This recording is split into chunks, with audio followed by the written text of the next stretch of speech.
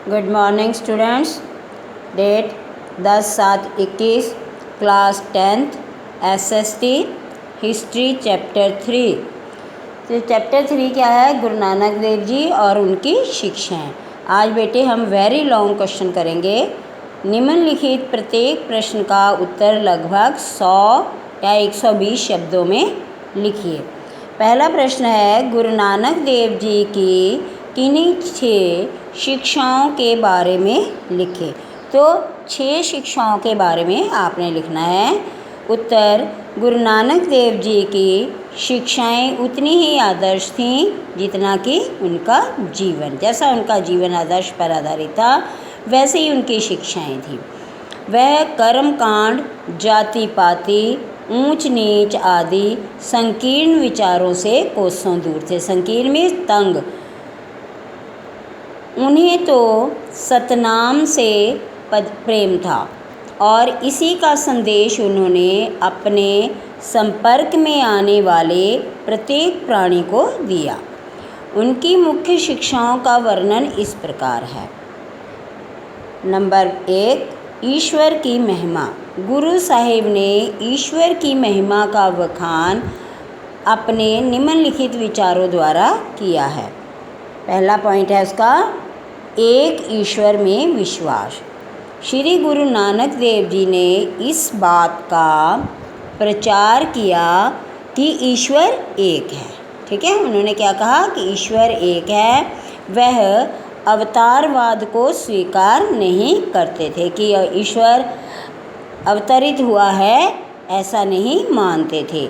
उनके अनुसार संसार का कोई भी देवी देवता परमात्मा का स्थान नहीं ले सकता। समझ आ गई? तो कोई भी देवी देवता ईश्वर का स्थान नहीं ले सकता। ईश्वर निराकार तथा स्वयंभू है। श्री गुरु नानक देव जी ने ईश्वर को निराकार बताया कि उसका कोई आकार नहीं, कोई रंग नहीं, कोई रूप नहीं। उनके अनुसार परमात्मा स्वयंभू है, अतः उसकी मूर्ति बनाकर पूजा नहीं की जानी चाहिए। तीसरा, ईश्वर सर्वव्यापी तथा सर्वशक्तिमान है। श्री गुरु नानक देव जी ने ईश्वर को सर्वव्यापी और सर्वशक्तिमान बताया। उनके अनुसार ईश्वर संसार के कण कण में विद्यमान है। उनका कहना था कि कण कण में ईश्वर विद्यमान है, सारा संसार उसी की शक्ति पर चल रहा है। चौथा, ईश्वर दयालु है। श्री गुरु नानक देव जी का कहना था कि ईश्वर दयालु है। वह आवश्यकता पड़ने पर अपने भक्तों की सहायता करता है। जो लोग अपने सभी काम ईश्वर पर छोड़ देते हैं, ईश्वर उनके कार्यों को स्वयं करता है, अपने आप कर देता है। जो लोग ईश्वर पर अपना कार्य छोड़ देते हैं। ये तो पहला पॉइंट था। उसमें आपके देखो 4, ये 75 शब्दों के क्वेश्चन में भी ये है। दूसरा, सतनाम के जाप पर बल। श्री गुरु नानक देव जी ने सतनाम के जाप पर बल दिया। वह कहते थे कि जिस प्रकार शरीर से मैल उतारने के लिए पानी की आवश्यकता होती है, उसी प्रकार मन का मैल हटाने के लिए सतनाम का जाप आवश्यक है। ठीक है, तो जिस प्रकार से हम शरीर की मैल उतारने के लिए नहाते हैं, ठीक है, तो उसी प्रकार से मन का मैल उतारने के लिए ईश्वर के नाम का स्मरण करना है। गुरु का महत्व। गुरु नानक देव जी के अनुसार ईश्वर प्राप्ति के लिए गुरु की बहुत आवश्यकता है। गुरु रूपी जहाज में सवार होकर संसार रूपी सागर को पार किया जा सकता है। तो गुरु रूपी जहाज में सवार होकर मतलब गुरु की आवश्यकता है अगर हम ईश्वर को पाना चाहते हैं। उनका कथन है कि सच्चे गुरु की सहायता के बिना किसी ने भी ईश्वर को प्राप्त नहीं किया। गुरु ही मुक्ति तक ले जाने वाली वास्तविक सीढ़ी है। मुक्ति में हमें इस जन्म मरण के बंधन से मुक्त कराने वाला। चौथा, कर्म सिद्धांत में विश्वास। तो गुरु नानक देव जी बेटे किस चीज़ में विश्वास करते थे कि मनुष्य अपने कर्मों के अनुसार बार बार जन्म लेता है और मृत्यु को प्राप्त होता है।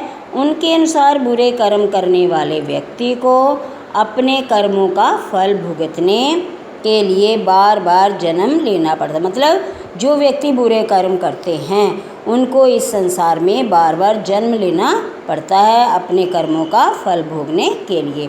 इसके विपरीत शुभ कर्म करने वाला व्यक्ति जन्म मरण के चक्कर से छूट जाता। जो अच्छे कर्म करता है वो जन्म मरण के बंधन से छूट जाता है और निर्वाण प्राप्त करता है। निर्वाण में मोक्ष की प्राप्ति होती है।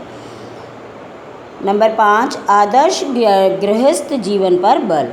गुरु नानक देव जी ने आदर्श गृहस्थ जीवन पर बल दिया। उन्होंने इस धारणा को सर्वथा गलत सिद्ध किया कर दिखाया कि संसार माया जाल है, कि माया का जाल है तथा उसका त्याग किए बिना व्यक्ति मोक्ष प्राप्त नहीं कर सकता। तो उन्होंने कहा कि संसार का त्याग किए बिना व्यक्ति मोक्ष प्राप्त नहीं कर सकता, ऐसा नहीं है। उनके शब्दों में अंजन माही निरंजन रहिए, मतलब अर्थात संसार में रहकर भी मनुष्य को पृथक और पवित्र जीवन व्यतीत करना चाहिए, संसार में रहते हुए भी। छठा नंबर 6 शिक्षाएं लिखनी है ना हमने। तो मनुष्य मात्र के प्रेम में विश्वास। गुरु नानक देव जी रंग रूप के भेदभावों में विश्वास नहीं रखते थे।